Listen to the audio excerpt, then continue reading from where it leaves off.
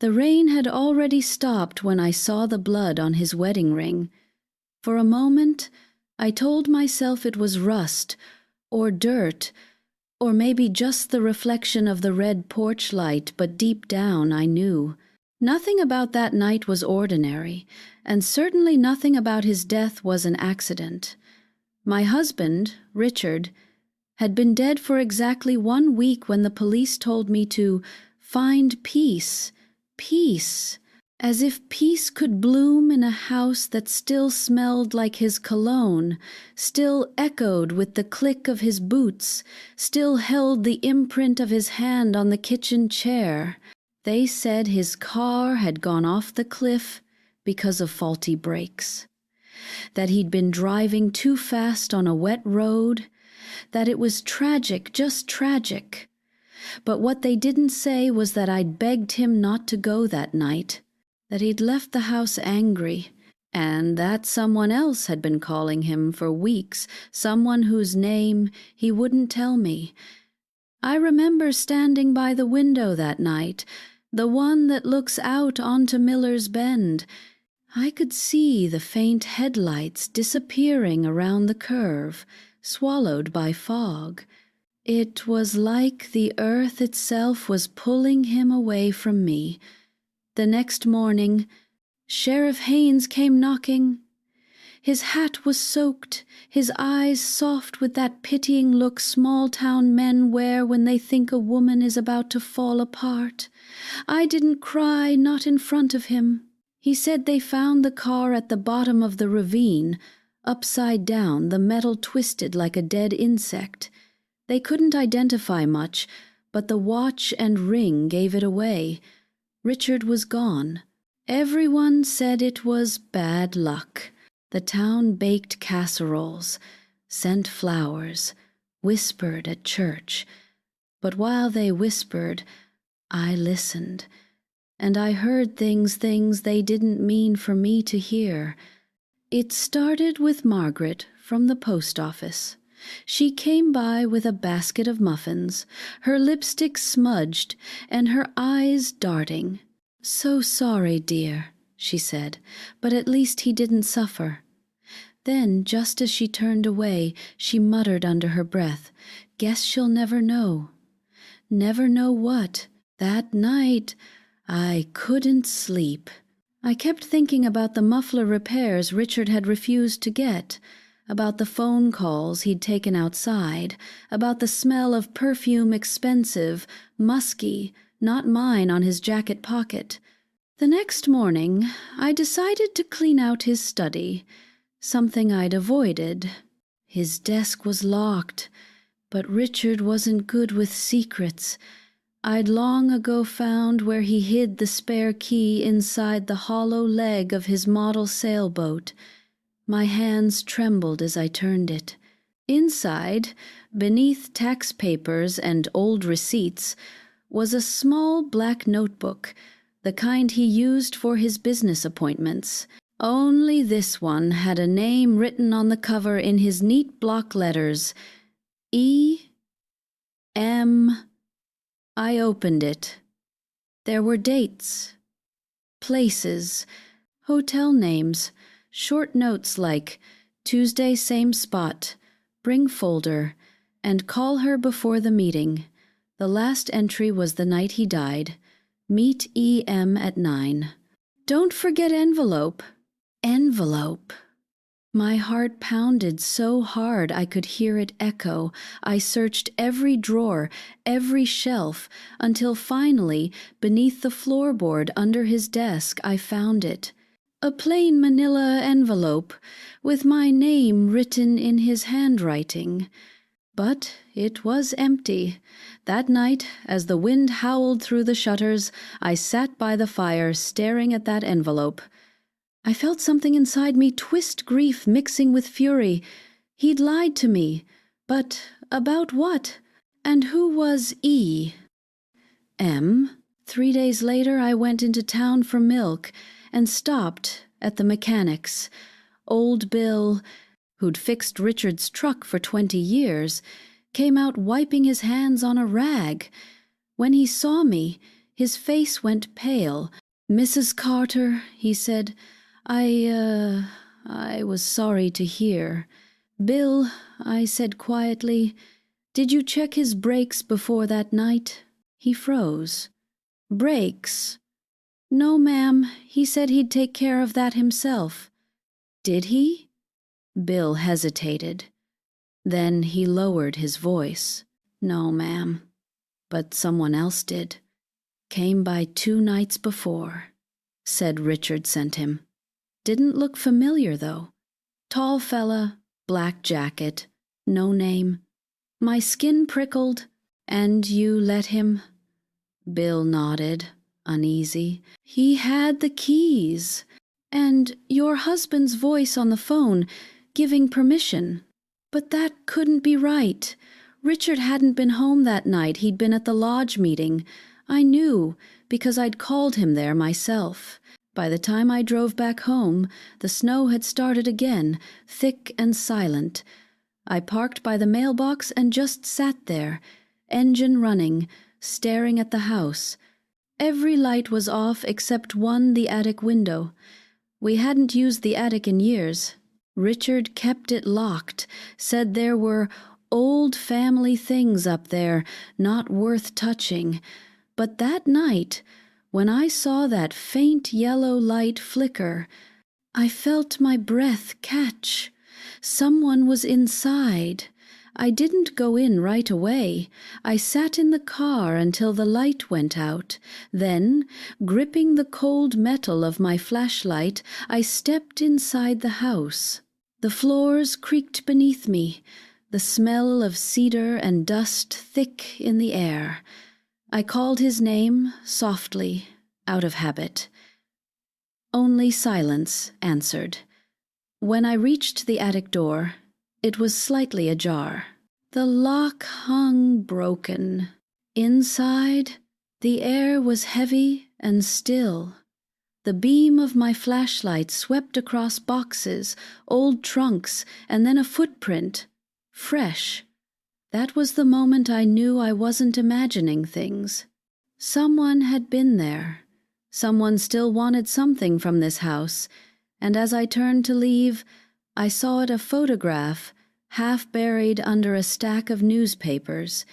It was Richard, standing beside a woman with auburn hair, both smiling like strangers who shared too many secrets. On the back, in his handwriting, were 2 words, for E.M. My knees gave out. The flashlight rolled away, spilling light across the dusty floorboards. In that moment, I stopped being the grieving widow everyone pitied. I became the woman who needed answers. Because if my husband died by accident, then tell me, why did he lie about where he was that night? Why did someone tamper with his brakes? And why, after all this time, did I hear footsteps upstairs again, just as the clock struck midnight? I froze on the staircase, holding my breath. A board creaked above me, then another. Whoever it was, they weren't trying to hide anymore. And as I looked up through the darkness, one thought cut through my fear like a knife. Whoever killed my husband was still in my house. The sound above me was slow, deliberate, one step, then another. I stood perfectly still, the envelope still clutched in my hand. My heart hammered so loudly I thought whoever was up there could hear it. I whispered, "Who's there?" But the only answer was the groan of old wood shifting under weight. I forced myself to climb the last few stairs. When I reached the attic door, it was wide open now. The flashlight beam trembled as I swept it across the room. Nothing, only swirling dust. Yet I could smell something faintly familiar, a whiff of Richard's aftershave, the one he wore the night before he died. I backed out slowly, locked the door again, and shoved a chair under the handle. I didn't sleep that night. The house creaked and sighed, whispering in the dark. Every few minutes I'd glance toward the ceiling, half expecting footsteps again. The next morning, I found something new muddy footprints in the hallway, leading from the back door toward the attic stairs. Someone had entered from outside. My hands shook as I followed them, and they ended right where my flashlight had rolled the night before. That's when I called Sheriff Haynes. He arrived an hour later, his car splashing through puddles, hat tilted low. "Mrs. Carter," he said gently, "I know you're still grieving, but you need rest. You're seeing things. I'm not," I said firmly. "There were footprints. Someone broke in. Someone's been here." He humored me, walked around, checked the locks, made notes on his little pad. When he came down from the attic, he said, "It's just old stains, ma'am. Probably yours." Mine. As if I'd been stomping around the attic in muddy boots. After he left, I went straight to my neighbor, Alice. She'd been my friend for 30 years, always the first to bring soup when someone fell ill, the one who knew everyone's business before they did. If anyone knew who E.M. was, it'd be her. "A woman," Alice said when I told her about the notebook. "Honey, there's always a woman. Men are simpler than they think." She leaned closer. "Could it be Ellen? Ellen Marks. You remember her from the insurance office? She was at your anniversary party last year." Ellen Marks. My chest tightened. "Of course. Ellen pretty, too friendly, always laughing at Richard's jokes." She'd been at the office for years, and he'd always said she was just efficient. I didn't want to believe it. But that night, when I went through his old phone records, there it was her number, dozens of times. Especially in the week before he died. I drove to the insurance office the next day. The receptionist looked startled when she saw me. "I'm sorry," she said. "Ellen's on leave." "On leave?" "She's been gone since. The day after your husband's accident." My stomach dropped. Gone. No warning, no goodbye, just gone. On my way back, I stopped at Miller's Bend the Cliff, where Richard's car had gone off. The road was slick from the drizzle, and I parked at the same spot the police tape had once fluttered. The railing was still bent from the crash. I knelt and touched the metal, cold against my skin. And that's when I noticed it, something glinting just beneath the mud. A small piece of plastic. When I wiped it clean, I realized it was part of a phone case. Not Richard's, his was leather. This one was pink, with a faint gold E sticker still clinging to it. My breath caught. Ellen. I took it home, washed it, and tucked it into the same envelope where Richard's note had been missing. I didn't know what it meant yet, but it was something. Proof, maybe. 2 nights later, I was jolted awake by the sound of glass shattering. I grabbed the flashlight and ran downstairs. The kitchen window was broken. The cold wind rushed in, scattering papers across the counter. I saw a dark figure outside. Just for a second, a tall man, wearing a black jacket. Then he was gone. By the time the police came, there was no trace, no footprints this time, no fingerprints. Only one thing missing, Richard's black notebook. They told me maybe I'd misplaced it, but I hadn't. I'd left it right there under the candle on the kitchen table. I sat down, shaking, trying to piece it all together. The notebook gone, the envelope empty, the attic light, Ellen missing, the mysterious man at the mechanics. It all circled back to Richard's final night. That's when I decided to drive to the lodge where he'd supposedly been for that meeting. The secretary, a kind old man named George, looked puzzled when I asked if Richard had attended. "Meeting?" he said. "No, ma'am. We canceled that one. Power outage." "Cancelled?" I whispered. "Yes. Haven't had one in 2 weeks. Didn't he tell you?" "No, he hadn't." That meant he'd lied to me about where he was going that night, and if he wasn't at the lodge, then where had he gone? To meet Ellen? To hand over that envelope? On my way home, I noticed a silver sedan following me. It stayed 2 cars behind all through the winding road. When I slowed, it slowed. When I turned, it turned. My palms grew slick against the steering wheel. Then, at the next junction, it suddenly sped past, tires spraying gravel.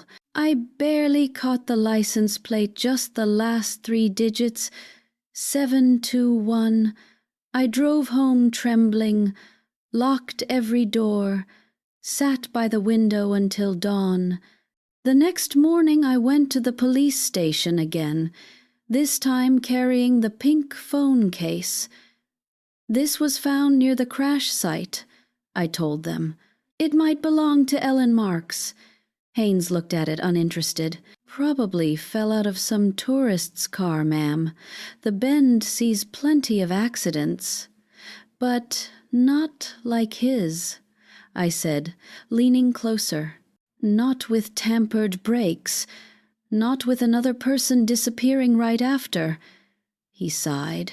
"You're seeing patterns where there aren't any. Let it go."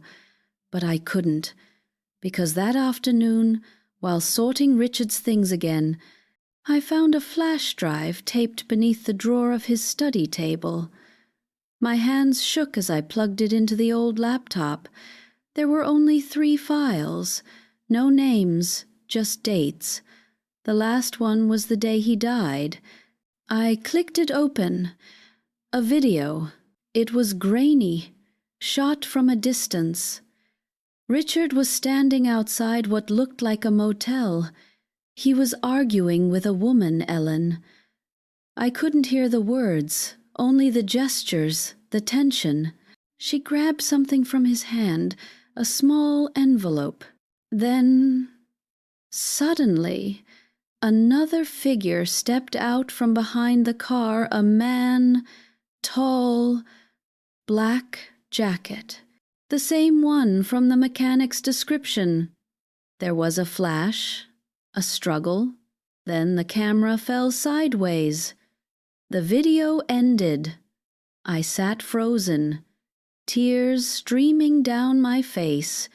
My husband hadn't died by accident. He'd been silenced. And as I stared at that frozen frame, I realized something even worse. Someone had filmed it. Someone who knew exactly what would happen. I watched that video over and over until my eyes burned.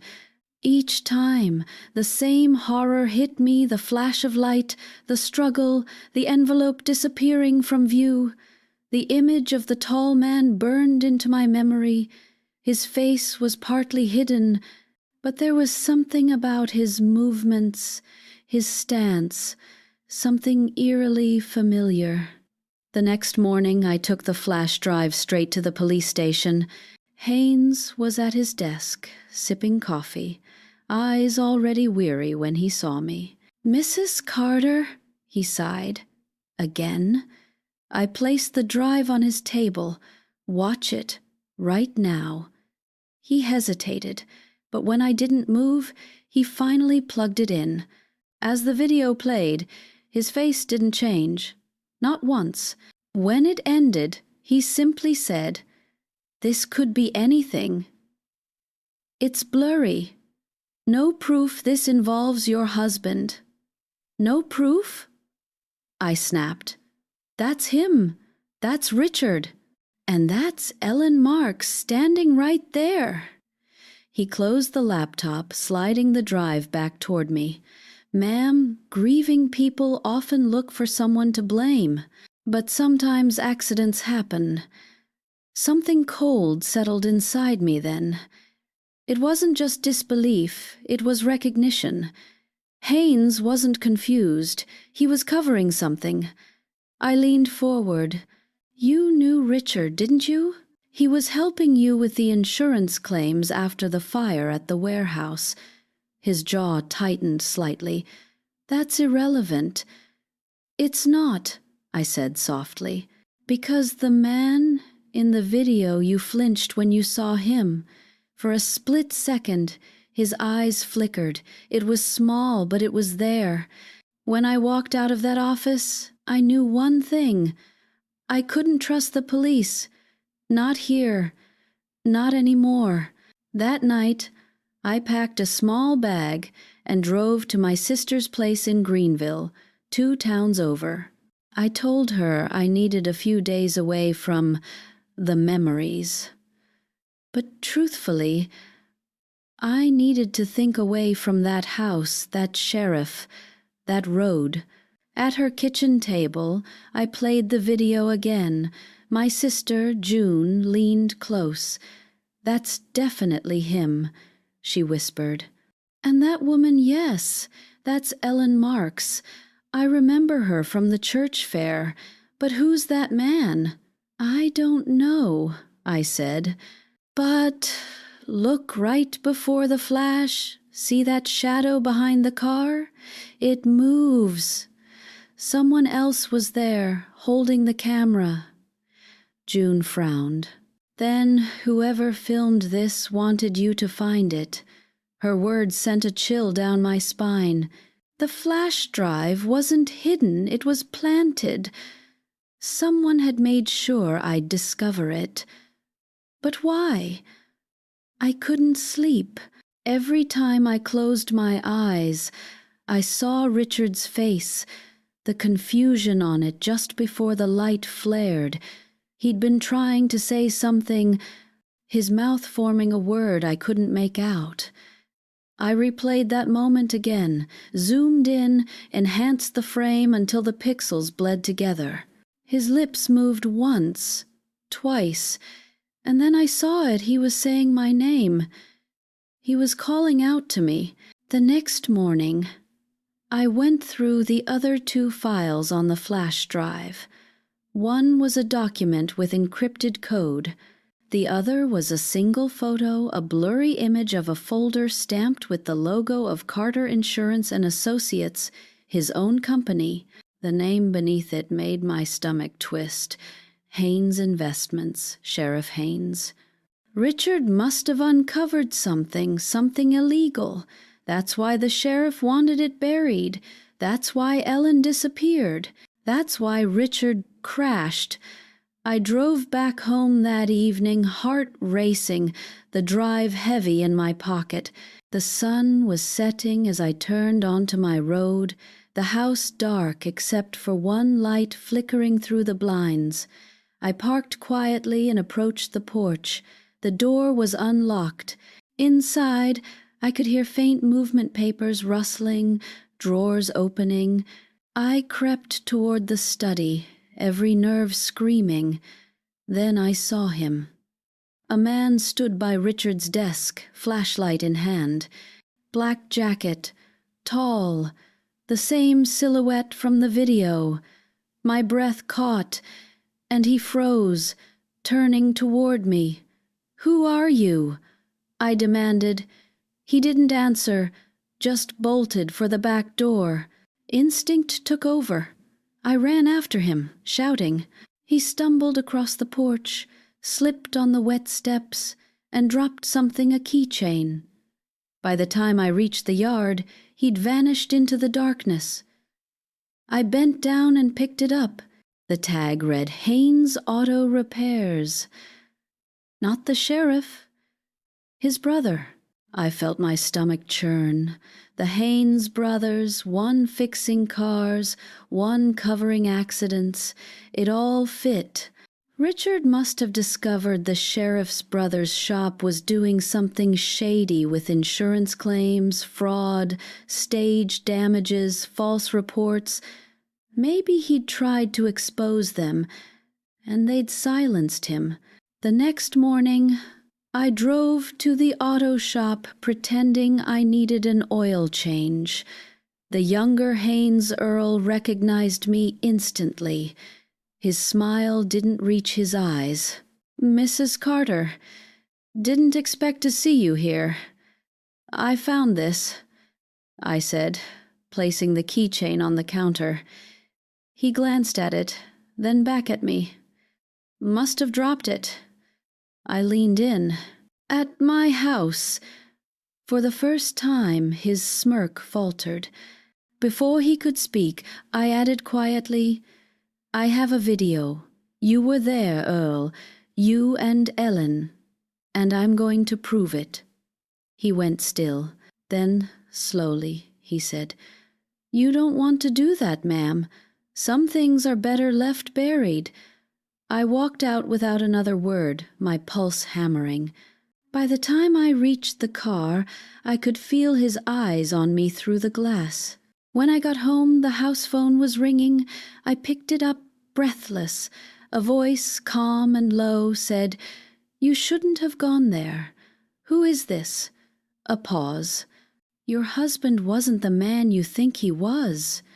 Click. The line went dead. I stood there, frozen. My hands trembled so badly I dropped the receiver. I turned toward the window and saw a car parked across the street. Silver sedan. The same one that had followed me before. That night, I didn't turn on any lights. I sat in the dark, holding the flash drive, whispering to Richard as if he could still hear me. "I'll finish what you started," I said. "I'll make them pay." But before I could plan my next step, I heard another sound, a soft thud from the porch, then the faint crackle of footsteps retreating.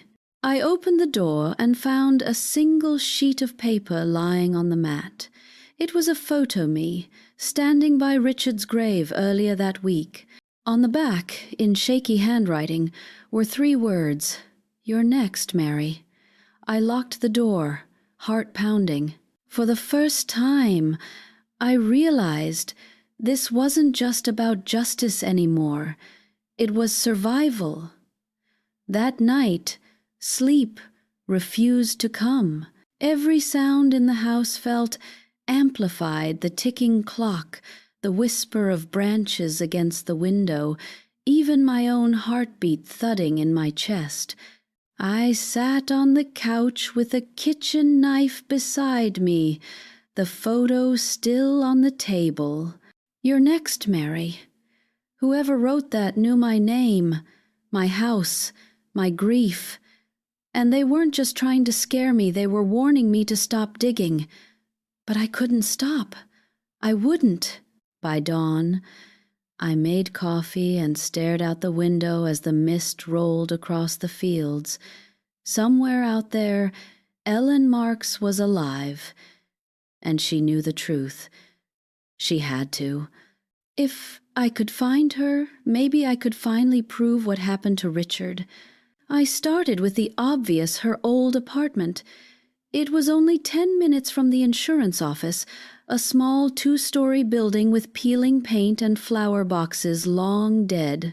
When I knocked, an elderly landlord peeked through the curtain. "She moved out," he said, voice thin and wary. "When?" "Day after your husband's crash. Left in a hurry, didn't take much, just a suitcase. Said she got a new job upstate." "Did she leave a forwarding address?" He shook his head, then hesitated. "But there was a man. Came around asking for her too. Big fella, dark coat, looked mean. My heart clenched. What did you tell him? Same thing I'm tellin' you. He looked at me for a long moment. You be careful, lady. Folks who ask too many questions round here tend to go missin'. As I walked back to my car, I could feel eyes on me. The street was empty, but that didn't matter. I could feel it. The watchfulness. The warning. I drove straight to the public library. It was one of the few places in town where no one looked twice at a widow spending hours alone. I pulled the flash drive from my pocket, plugged it into one of the old computers, and searched the metadata of the files. There, a timestamp and GPS coordinates buried in the code of the video. Miller's Bend, the crash site. But there was a second location listed, an abandoned cabin off Route 9, marked as storage. My stomach flipped. Richard must have hidden something there. Maybe more proof. Maybe the reason he died. By the time I reached Route 9, the sun was sinking. The air smelled of wet earth and pine. The cabin sat crooked among the trees, roof sagging, door hanging loose. I hesitated, then pushed it open. Dust spiraled through the light like ghosts. Inside, the floorboards creaked with each step. There was a table, a few broken chairs, and in the corner an old metal safe. My pulse quickened. It was locked, but the key from Richard's study fit perfectly. Inside were papers, stacks of them, financial records, insurance files, contracts, and tucked between them a folder stamped, Haynes Investments, Confidential. I sat on the floor, reading by flashlight. My husband had uncovered a massive insurance fraud scheme. The sheriff, his brother, Ellen, and others from the office were involved. They'd been falsifying claims, inflating damages, and splitting the payouts. And Richard, he'd planned to expose them. One paper caught my eye, a signed confession, Ellen Marks' witness statement. It was dated 2 days before his death.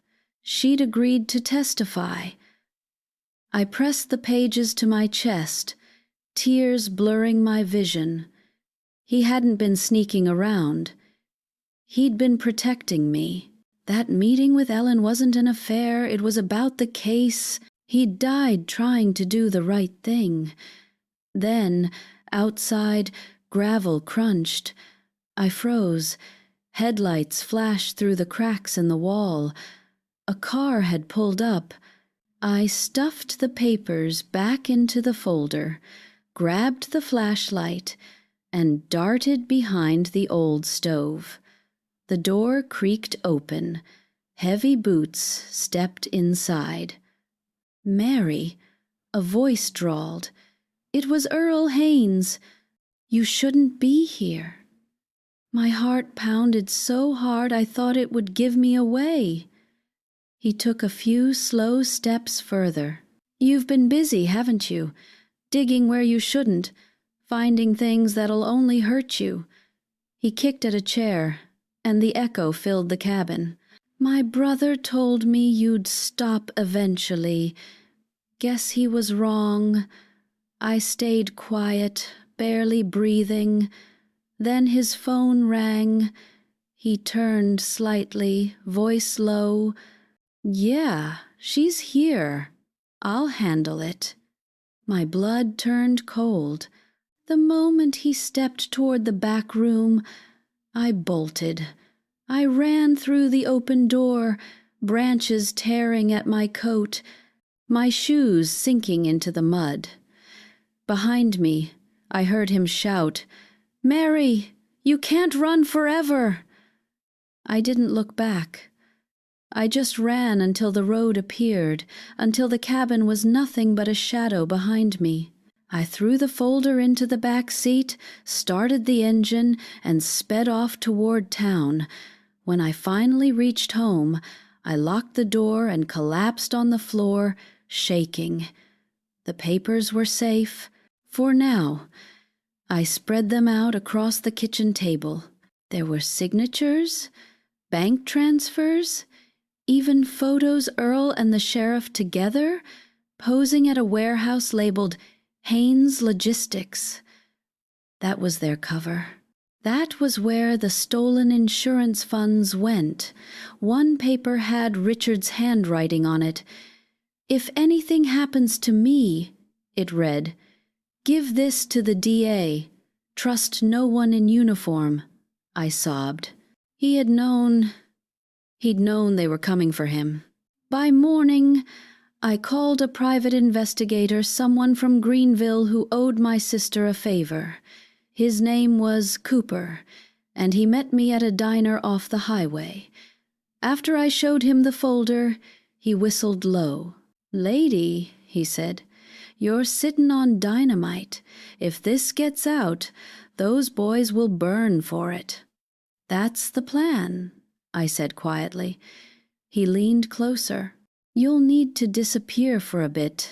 They'll be watching." "I can't," I said. "Not until Richard gets justice." He nodded slowly, then handed me a burner phone. "Keep this on. If I find anything, I'll call. And Mary, don't trust anyone." That night I returned home and double-locked every door. I hid the folder under the floorboard, right where Richard had hidden his first envelope. As I turned off the lights, I whispered, "We're almost there, love. I'll finish it." But just before dawn, my phone buzzed. A text from an unknown number. "You think you know the truth. You don't. Check your husband's safe deposit box." I froze. No one else knew about that box, not even June. Only Richard and I did. And if that message was real, it meant someone close, someone who knew us both, was still watching.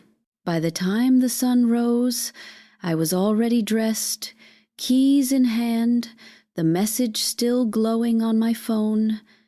"Check your husband's safe deposit box." My mind spun in circles. How could anyone know about that box? Richard and I had opened it together years ago, back when life was simple, when our biggest worries were bills and birthdays. We'd hidden it under the name M. Rogers, his mother's maiden name. Not even our family knew. The bank didn't open until 9. I sat in the car outside, tapping my fingers on the steering wheel, watching the doors like a hawk. Every passing minute stretched like an hour. When the teller finally let me in, I forced a smile, hands trembling as I signed the form. "Just checking some old documents," I said softly. The room smelled of metal and polish, a cold kind of silence that made my heart beat louder. The manager unlocked the box and handed it to me. It felt heavier than I remembered. I set it on the table, took a deep breath, and opened it. Inside were 2 envelopes, one sealed, one torn, and beneath them a single flash drive identical to the one I'd already found. My throat tightened. On the sealed envelope, Richard's handwriting, "For Mary, only if I don't come back." My hands shook as I opened it. Inside were several sheets of paper, his notes. But the first line stopped my heart cold. "If you're reading this, Mary, it means they got to me." Tears blurred my vision, but I forced myself to keep reading. It wasn't an accident waiting to happen. It was a deal gone wrong. I thought I could outsmart them. I thought I could bring the evidence to the district attorney myself. But I underestimated how deep this goes. The Haynes brothers aren't just committing fraud, they're laundering money for someone higher, someone inside the company, someone close. The last sentence was underlined twice. If something happens to me, look at the ledgers in Carter and Associates. Page 47. I folded the papers back carefully, heart pounding so hard it hurt. Someone inside my husband's own company was part of it, and whoever sent that message wanted me to know. But why now? The second envelope was empty, torn roughly open. Someone had already been here. Someone who'd known about the box long before me. I grabbed the flash drive and hurried out. As I reached my car, a black SUV pulled into the lot. 2 men inside. They didn't get out, just sat there, watching. I felt their eyes follow me all the way to the exit. Back home, I plugged the flash drive into my laptop. This time, there was just one video file. I clicked play, and my breath caught. It was Richard alive, sitting at his desk, the same study where I now sat. His face looked worn, worried, but determined. "Mary," he began, voice shaking, "if you ever see this, don't trust anyone, not Haynes, not the police, not even Ellen, especially not Ellen." I froze. "Not Ellen?" He took a deep breath. "She came to me saying she wanted out, that she was scared. But she wasn't scared, Mary. She was stalling. She worked with them. She took the money. She led me to Miller's Bend that night, said she'd hand over the proof. But it was a setup. She was never the victim. She was the one who called Earl." My stomach dropped. All this time, I'd been searching for Ellen as if she were a missing witness. She wasn't missing.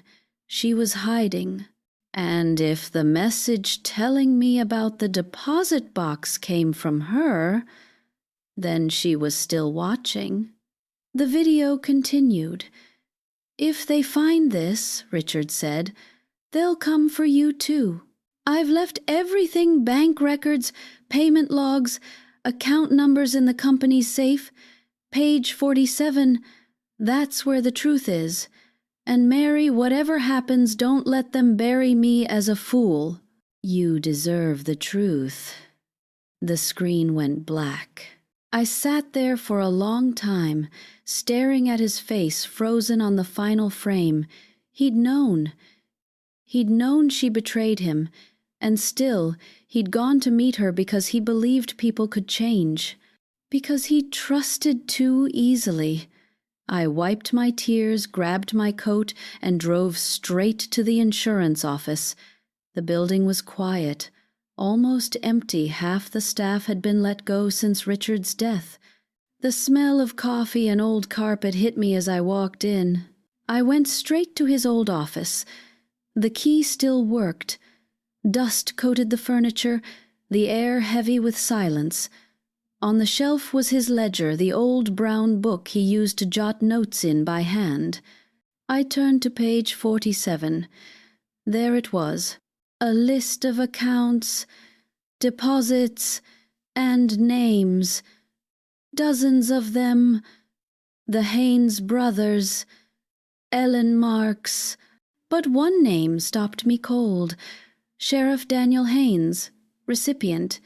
Deputy L. Cooper, transfer agent, Cooper, the private investigator who'd told me to trust no one, the one who gave me the burner phone. I staggered back, heart hammering. The realization crashed through me like thunder. He wasn't helping me, he was controlling me, keeping track of where I went, who I talked to, and the message about the deposit box. It hadn't been from Ellen at all. It had been from him. I threw the burner phone into the trash and ran to my car. The moment I started the engine, another car pulled out behind me. I recognized the silver sedan instantly. I floored the gas. My tires screeched as I tore down the road, wind whipping through my hair, the sedan closing in behind me. I turned toward Miller's Bend, ironic, maybe, but it was the only place they'd never expect me to return. Halfway down the hill, my phone rang. My real one this time. No number. I hesitated, then answered. "Mary," a woman's voice said softly. "Ellen?" "Yes." Her tone was shaky, frightened. "You have to stop. They'll kill you."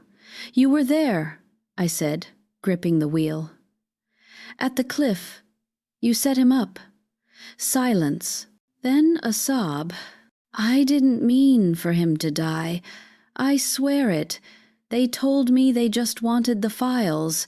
I tried to stop them, but Earl, he pushed him. You're lying." "No, listen to me," she pleaded. "They're cleaning up everything.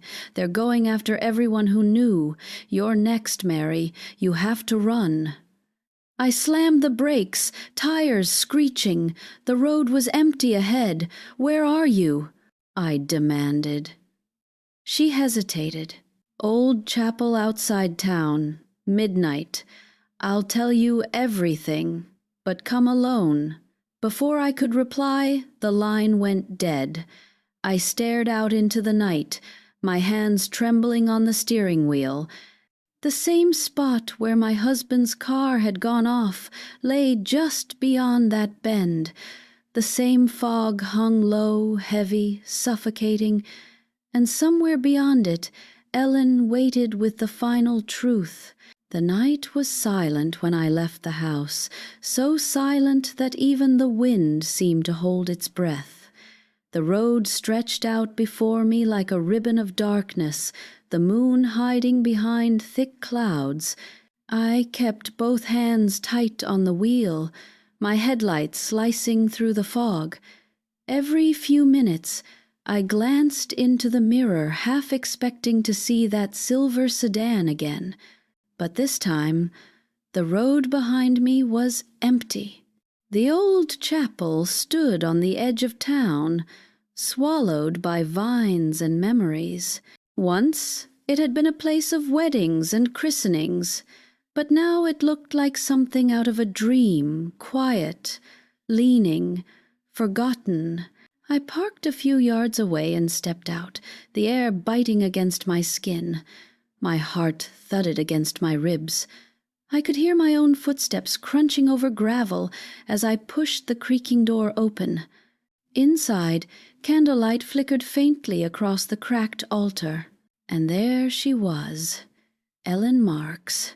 She stood near the front pew, her hair disheveled, her eyes hollow and red-rimmed. She looked nothing like the polished woman I remembered from the office. Her hands trembled as she whispered, "Mary, you came." I almost didn't. My voice was steady, though I could feel the storm building inside me. "You killed him, Ellen. You and those men." Her face crumpled. "No, I didn't. I swear it. It wasn't supposed to go that far. They said they'd just scare him, get the files, the evidence." But Richard, he fought back. She clutched her chest as if the memory hurt. Earl shoved him. The car went over. It was an accident, but not the kind they told you. I stepped closer, my nails digging into my palms. You stood there and watched. She nodded slowly, tears slipping down her face. "And I've seen his face every night since. That's why I reached out. That's why I sent the message about the deposit box. I thought if you knew, you'd stop digging. You'd leave town before they came for you. Then why call me here?" "Because it's over for me," she whispered. "They know I talked. They're coming. The sound of an engine broke through the quiet, a vehicle approaching fast. Ellen's eyes widened with terror. "It's them," she said. "Hide." Before I could move, the chapel doors burst open, and two men stepped in, Earl Haynes and another, his face shadowed, but I recognized the sheriff's voice instantly. "Well, well," Sheriff Haynes drawled, lowering his gun. "Looks like a little reunion." Ellen stumbled backward. "Please, Dan, I didn't—" He cut her off with a look. "You talked. That's enough."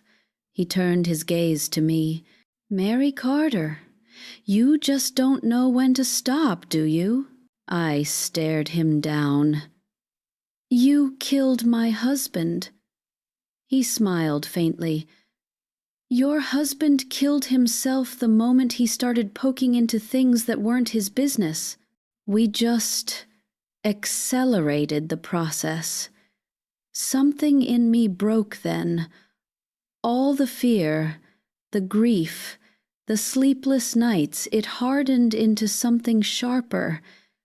He trusted you," I said quietly. "He thought justice still meant something in this town." The sheriff shrugged. "Justice is for those who can afford it." Earl stepped forward, pulling a lighter from his pocket. "Let's make this quick. Burn it down, just like the cabin. No loose ends." Ellen screamed, lunging toward him, grabbing his arm. The lighter clattered to the floor. The sheriff raised his gun, aiming at her chest.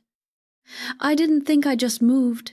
I grabbed the nearest thing I could, a rusted metal candle stand, and swung it. It crashed against his arm, the gun firing wildly into the air. The sound rang through the chapel like thunder. Earl tackled me, knocking the wind from my lungs. We rolled across the floor, his hand around my throat, his breath hot and vile. "You should have stayed quiet, old woman," he hissed. But I remembered Richard, his voice in the video, his warning, his courage, and something inside me roared back to life. I grabbed the lighter, flicked it open, and pressed the flame against his sleeve. He screamed, jerking back, his arm catching fire. The sheriff fired again, but the shot missed as Ellen slammed into him from behind. The two stumbled against the altar, and the candles toppled, flames licking up the wood. Smoke filled the air, thick and choking. "Mary, go." Ellen shouted through the haze. I crawled toward the door, coughing, dragging myself out into the cold night. Behind me, the fire spread, devouring the chapel's old timbers. I could hear shouting, gunfire, a crash, and then silence. By the time the sirens came, it was too late. The chapel was an inferno, flames painting the sky orange. They found two bodies inside Earl and the sheriff, both dead. Ellen was gone. For days I couldn't speak. I gave my statement to the state investigators, who arrived later, showed them the papers, the ledgers, the videos. They didn't treat me like a grieving widow anymore. They treated me like a witness. Within weeks, the story hit the news. Local sheriff and brother tied to insurance fraud and cover-up in fatal accident. Richard's name was cleared. The company he built was restored under new ownership. People started calling me brave, but I didn't feel brave. I felt empty. Months passed. The house grew quiet again, the kind of quiet that follows storms. Sometimes I'd catch the faint smell of his cologne in the hall, or hear the floor creak like it did when he'd sneak in late from work. Maybe it was memory. Maybe it was something more. One afternoon, I received an envelope in the mail. No return address. Inside was a single photograph me, standing in front of the burning chapel. On the back, written in Richard's handwriting, "You did it, Mary. It's over." I pressed it to my heart, tears finally falling without fear. For the first time in a long time, I opened the windows wide and let the sunlight in, but as I turned the photo over again, I noticed something else at the bottom. Faintly visible through the flames stood a figure in the background, a woman half hidden, watching from the trees. Ellen, she was alive. I smiled softly, not out of fear, but understanding. She had vanished again just like before, but this time I didn't chase her. Maybe she was running from guilt, or maybe she was making peace in her own way. Either way, it didn't matter. The truth was out. The lies were burned away. That night, I poured myself a glass of wine and sat by the window where Richard's boots used to rest. The rain started again, gentle and steady. I whispered into the dark, "You can rest now, love. I kept my promise." And as the thunder rolled far away, I could almost swear I heard his voice faint, warm and proud, saying, "You always were stronger than you knew." I closed my eyes, finally at peace, because for the first time since that terrible night, justice had found